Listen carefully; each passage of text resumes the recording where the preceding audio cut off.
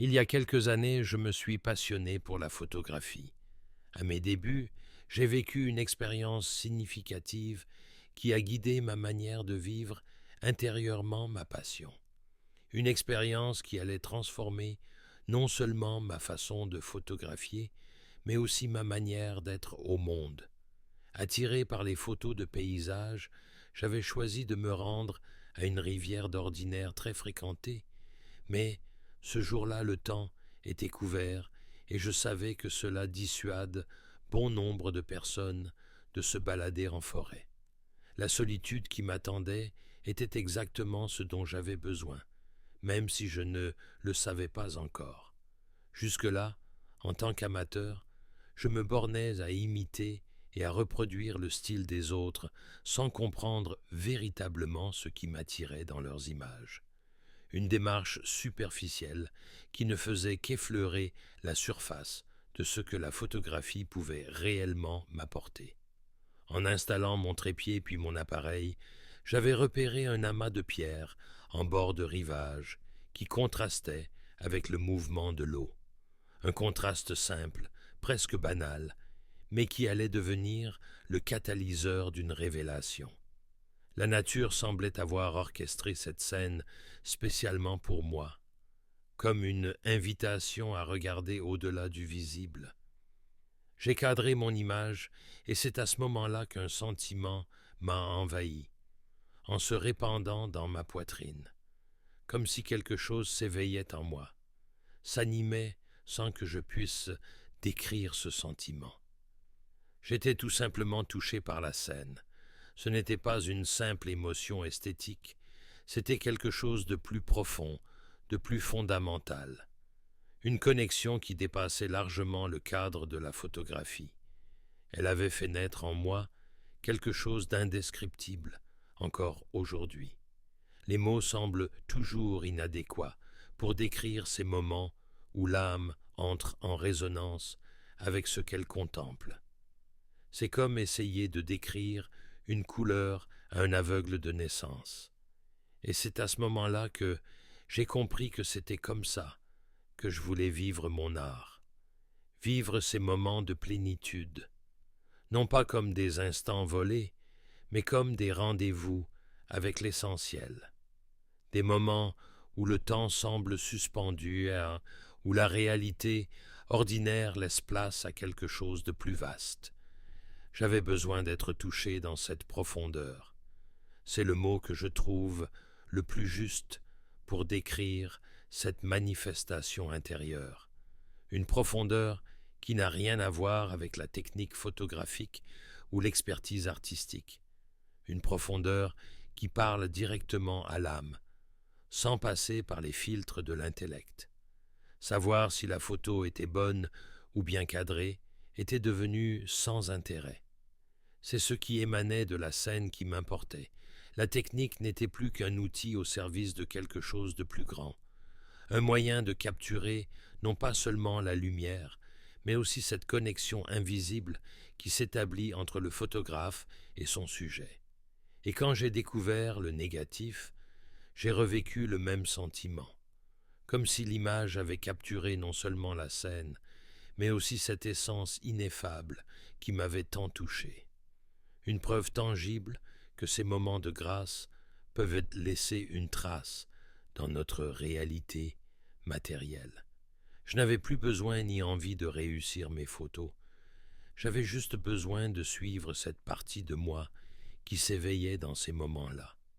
Une partie plus authentique, plus vraie, qui ne cherchait pas la reconnaissance ou l'approbation. Une partie qui se satisfaisait simplement d'être témoin de la beauté du monde. Et ce sentiment est apparu dans tellement de circonstances, pas uniquement lors de mes prises de vue, comme si cette première expérience avait ouvert une porte qui ne pourrait plus jamais se refermer complètement. Une sensibilité nouvelle à la beauté qui se cache dans les détails les plus ordinaires de la vie. Être reconnu pour mes compétences n'avait plus aucune saveur. Les applaudissements semblaient creux comparés à ces moments de communion silencieuse avec le réel. J'avais goûté à quelque chose de plus authentique, de plus nourrissant pour l'âme. J'avais eu accès à une part de moi qui jusque-là ne s'était jamais manifestée, comme un organe sensoriel qui se serait soudain éveillé, me permettant de percevoir des dimensions jusque-là invisibles de la réalité.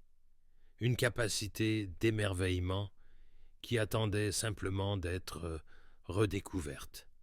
Il y avait comme un « enfin tu me vois » qui émanait de cette expérience, comme si j'étais attendu depuis longtemps. Une reconnaissance mutuelle entre mon être profond et cette dimension cachée du réel.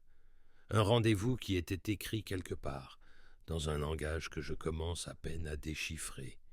Et à chaque fois que ce genre de ressenti se manifeste, je suis encore surpris, et à chaque fois je suis envahi par le même émerveillement. Cette capacité à être touché ne s'émousse pas avec le temps. Au contraire, elle semble s'affiner, comme un instrument qui s'accorde de mieux en mieux avec la mélodie secrète du monde. Comme je le disais, il y a peu de sensations liées à l'âme, mais toute chose et tout être portent l'empreinte de ce que nous sommes sur le plan le plus profond. C'est comme une signature invisible qui attend d'être reconnue. Un message codé dans la trame même de la réalité, qui ne se révèle qu'à ceux qui ont appris à regarder avec les yeux du cœur. Ces choses et ces êtres peuvent nous indiquer la voie de notre propre vérité intérieure profonde. Ils sont comme des miroirs qui nous renvoient à notre propre essence, des guides silencieux qui nous montrent le chemin vers nous-mêmes. Et c'est par la voie de l'émerveillement que cette connexion peut avoir lieu. L'émerveillement n'est pas une simple émotion passagère. C'est une porte qui s'ouvre sur l'infini, un pont entre le visible et l'invisible. L'émerveillement est donc une autre facette essentielle de notre dimension spirituelle. C'est une manifestation directe, pure, sans intermédiaire. Une expérience qui échappe à toute tentative de conceptualisation ou d'analyse. Quand on est touché, cela nous atteint directement au cœur. On le sait, on le sent et on le reconnaît. C'est une évidence qui se passe de mots, une certitude qui vient des profondeurs de notre être. C'est une connexion instantanée à l'âme, pas besoin de pratiques complexes ou de rituels élaborés. Juste cette ouverture spontanée à ce qui est. Une sensation de beauté et de plénitude nous envahit pour un très court instant.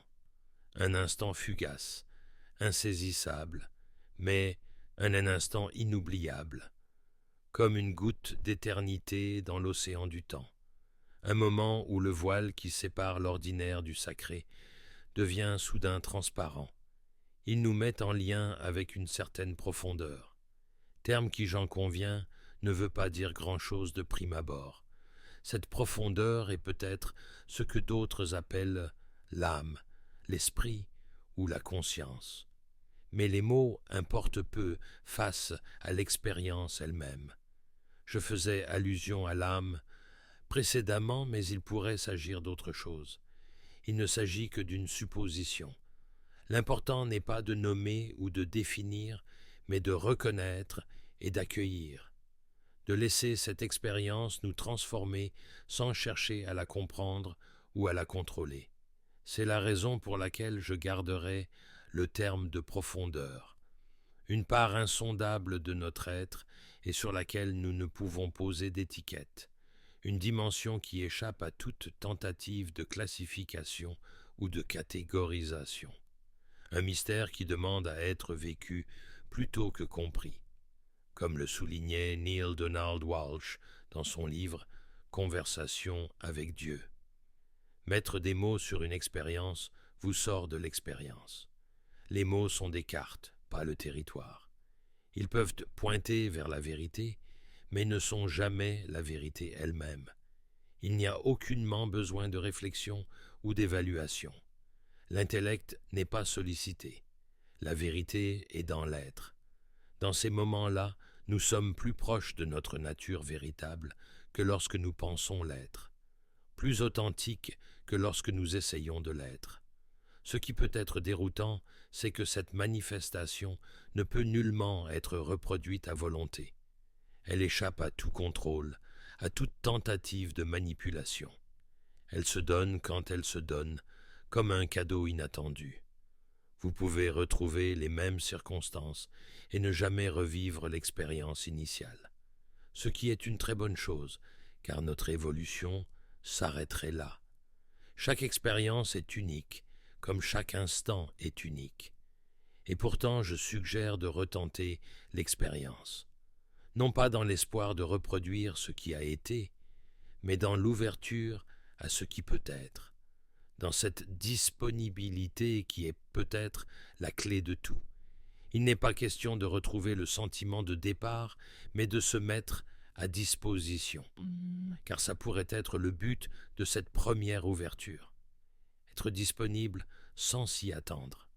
C'est peut-être là le véritable art, non pas chercher à saisir, mais apprendre à recevoir. Être là, simplement, pleinement, dans cette ouverture sans attente qui est la porte de tous les possibles. Merci d'avoir regardé cette vidéo. N'hésitez pas de laisser un pouce bleu si cette vidéo vous a plu. Pensez également à vous abonner. Je vous dis à bientôt.